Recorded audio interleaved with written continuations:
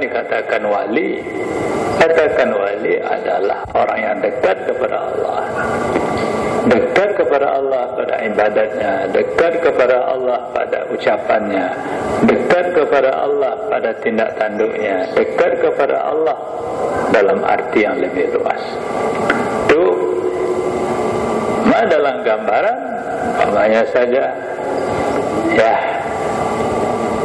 insyaAllah kalau boleh kita istiqamahlah setiap pagi Jumat ini di Syah Kuala kita mengaji, ya, kita berzikir, kita bersalawat, dan kita tidak lupa kita baca Fatihah pada Syah Kuala dan kepada ahli kubur yang ada di sekitarnya. Jadi apabila kita datang pada pagi Jumat itu karena mahabbah kita kepada para walinya, itu juga al-wasilah, katakan dengan tawassul. Wassadaqah, jalan yang mendekatkan diri kita kepada Allah dengan sedekah. Sedekah termasuk wakaf. Sedekah itu bukan pada fulus saja, sedekah pada ucapan. Ya, kemana sedekah pada ucapan? Umpamanya dikasih orang amplop, tidak dikasih orang amplop, sama saja. Pokoknya namun amanah Allah kita sampaikan, itu sedekah, kan? Dan wal ziyaratu ahbabillah, dan ziarah pada orang-orang yang mencintai Allah, ziarah pada ulama, atau ziarah pada penguasa. Tapi penguasa itu penguasa yang mencintai Allah, dan tinggal wajibat, menjauhkan muharramat. Saya kali pertama, tahun kedua setelah terbentuk pemerintah baru di Aceh ini, saya ziarah juga hari raya. Tapi setelah saya lihat semakin lama bukan semakin lurus, tapi semakin bengkok, kalau begitu tak usahlah. Jadi saya tidak pergi ke pendopo lagi, tidak apa. Ya baguslah. Bahkan kalau kita pergi ziarah itu, orang pergi ke rumah kita, mana Buya, mana Buya, ya sudah ke pendopo. Ya, jadi itu, jadi ziarah ahbabillah. Ahbabillah itu bukan hanya ulama saja, tetapi juga umara. Ya, seperti sultan-sultan yang adil di Aceh pada zaman dulu, ya. Wakasratu doa, dan banyak doa. Banyak doa itu berarti, ya, satu jalan juga mendekatkan diri kepada Allah Subhanahu wa ta'ala. Jadi doa itu banyak sekali. Kalau para ulama, ya, dia baca Hizbul Bahar, dia baca Hizbul Nasar, dia baca Hizbul Nawawi, baca Yasin bersama-sama, baca salawat bersama-sama, dan kemudian dia mengajar, dia yang begitu-begitu itu dikatakan dengan kasratul doa. Mudah-mudahan kita apabila kita istiqamah, ya, di sini insyaallah juga saya akan menyampaikan salah satu tugas saya, memberikan tuntunan doa. Karena doa itu begitu banyak. Ada doa supaya disembuhkan penyakit kita oleh Allah, ada doa supaya hati kita senantiasa dekat kepada Allah, dan sebagainya. Bermula berdoa dan banyak berdoa itu merupakan jalan yang mendekatkan kita kepada Allah Subhanahu wa ta'ala. Wasilatul rahmi dan silatul rahim. Itu contoh dunia ada. Apa contoh dunia? Harmoko kau bekas Menteri Penerangan, bekas Ketua DPR. Di TV, orang bertanya di TV, Pak Harmoko sehat-sehat aja, panjang umurnya, apa rahasianya? Dan rahasianya, sampai dia tidak lupa kepada Allah, banyak silaturahim. Di banyak silaturahim itu juga hal yang penting itu. Kalau kita banyak silaturahim, silaturahim pada teman, silaturahim pada guru, tentu orang itu selalu ingat pada kita. Ingat pada kita pada hal yang baik. Kalau umpamanya kita sakit, ya berdoa mudah-mudahan disembuhkan oleh Allah. Ya. Kalau umpamanya kita menghadapi suatu tantangan, mudah-mudahan dia dapat menyelesaikan tantangan itu. Sampai kita berdoa, orang juga berdoa pada kita. Jadi bermula banyak silaturahim, itu merupakan jalan yang mendekatkan diri kita kepada Allah Subhanahu wa ta'ala. Kemudian kasratul zikir, banyak zikir, mendekatkan diri kita kepada Allah. Banyak zikir. Zikir itu banyak. Ada zikir yang bersifat lidah, ada zikir yang bersifat kuping, ada zikir yang bersifat penglihatan, ada zikir yang bersifat hati. Kalau zikir yang bersifat lidah, kita maklumi tasbih, tahmid, tahlil, baca Quran, yang bersifat lidah. Ada zikir yang bersifat mata. Bagaimana zikir yang bersifat mata? Mata kita lebih banyak melihat yang baik, yang diridai oleh Allah. Itu zikir yang bersifat mata. Ada zikir yang bersifat kuping. Zikir yang bersifat kuping, banyak kita mendengarkan Al-Quran. Salah seorang Menteri Agama Indonesia pada zaman dulu, ada namanya Kiai Haji Muhammad Ilyas. Kiai Ilyas itu, beliau dalam masa sakitnya, dia dengar Al-Quran terus, mau pakai kaset. Sekarang kan banyak kaset itu, dengar Al-Quran.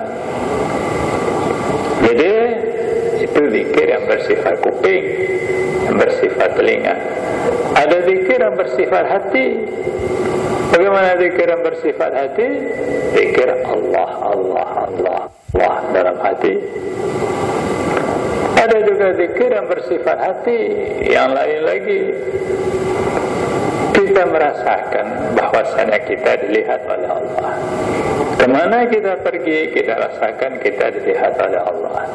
Kalau kita tidak sanggup merasakan bahwasanya kita melihat Allah. Kalau dalam hadis, anta'budallah ka'annaka tara. Engkau sembah akan Allah seolah-olah engkau melihat. Payah Pak, seolah-olah kita melihat. Kalau tidak sanggup begitu, hendaklah engkau rasakan dalam hatimu bahwa Allah melihatmu. Itu dikatakan dengan muraqabah, namanya zikir muraqabah. Jadi dan lain-lain sebagainya. Oleh sebab itu, maka kesimpulan daripada ayat ini, kullu ma yuqarribukum ilallah fa'alzimu. Apa saja yang mendekatkan kamu kepada Allah, laksanakan itu dan istiqamahkan itu. Ini kalau saya lihat ini mendekatkan saya kepada Allah. Terus lihat itu, jangan lihat yang bertentangan. Ini kalau saya dengar ini terharu hati saya. Ya, apa namanya? Ya, lunak hati saya. Kalau begitu seringlah dengar itu. Jadi demikian. Fa'alzimu watruku ma yub'idukum anhu. Hendaklah kamu tinggalkan segala sesuatu yang menjauhkan kamu dari Allah. Bagaimana segala sesuatu yang menjauhkan kita dari Allah? Ya, misalnya saja malam hari raya kan macam-macam. Kalau kita keluar di kota-kota besar, ada orang berjoget, ada ini, ada itu. Ya, janganlah kita keluar. Karena pada malam yang demikian banyak hal-hal yang kita lihat yang tidak baik. Maka hal-hal yang tidak baik lazimkan olehmu untuk meninggalkannya. Idza alimta dzalik. Ini kata Allamah Sawi. Apabila engkau telah mengetahui yang demikian, fa min ad-dhalalil mubin wal khusranil zahir, maka kesesatan yang luar biasa dan kerugian yang kelihatan, yang tidak tertutup lagi, takfirul muslimin bi ziyarati awliyaillah. Ada sebagian orang mengkafirkan orang Islam ziarah kepada Allah. Bukan ziarah usia kuala, ziarah kafir yang demikian. Bermula mengkafirkan ziarah kepada para wali Allah, itu dalalul mubin, kesesatan yang luar biasa dan khusranul zahir. Karena mereka mendakwakan bahwasanya ziarah yang demikian itu berarti menyembah yang bukan Allah. Dua-duanya menghadap-hadap kubu apa menyembah. Padahal itulah ibadat dan menyembah, mereka tidak tahu. Yang dikatakan sembah, kita yang artikan yang bersangkutan itu Tuhan. Yang bersangkutan itu berbekas dalam segala sesuatu. Dia menciptakan dari segala macam, itu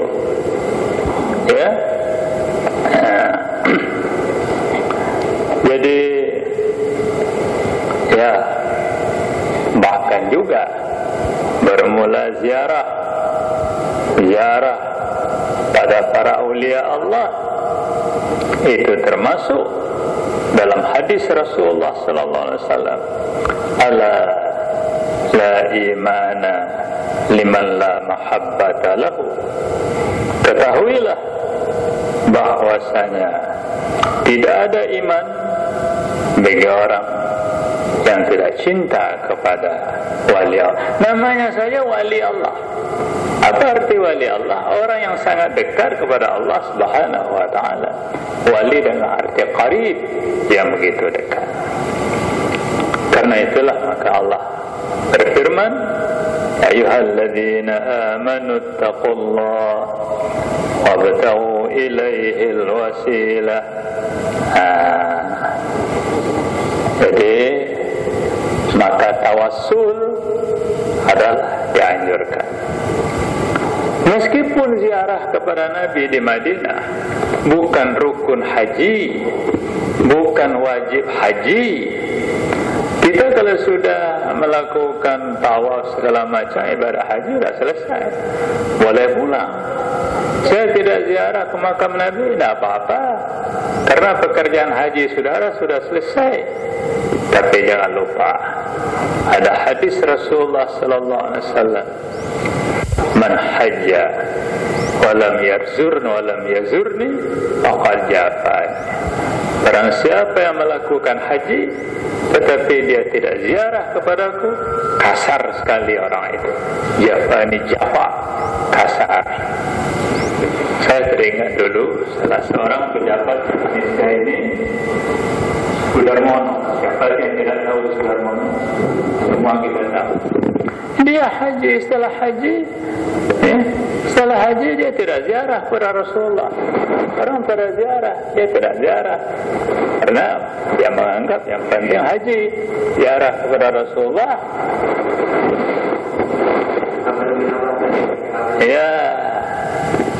Jadi itulah akibatnya. Akibat daripada pembantu-pembantu Soeharto, termasuk Soeharto, akibatnya seperti sama-sama kita lihat. Itu. Jadi jangan sepele, jangan kita anggap sepele Rasulullah dan para nabi yang lain. Jangan kita anggap sepele para wali Allah. Wabtaghu ilaihil wasilah. Adapun sambungan ayat Itu bisa dibaca sendiri dalam surah Maidah ayat 35. Berkenaan dengan wasilah dan tawassul itu, maka saya juga bikin wasilah, karena saya penganut tarekat Naqsyabandiyah. Tidak ada orang yang bertarekat yang tidak mencintai Rasulullah dan para wali Allah. Jadi ini, mari kita baca tawassul yang lebih